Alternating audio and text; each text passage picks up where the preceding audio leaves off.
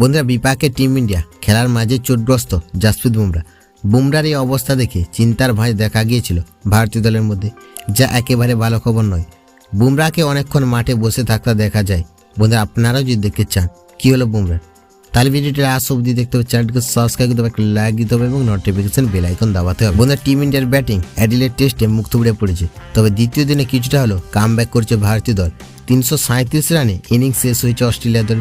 অস্ট্রেলিয়ার হয়ে সর্বোচ্চ রান করেছেন ট্র্যাভিস হেড, 141 বলে 140 রান করেছেন তিনি।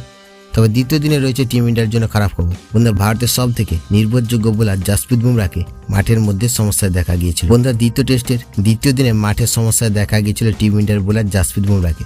নিজের স্পেলে 20তম ওভার বল করার সময় তাকে সমস্যার সম্মুখীন হতে হয়। এরপর মাঠে ফিজিও এসে 7 থেকে 8 মিনিট ধরে তার চিকিৎসা করেন।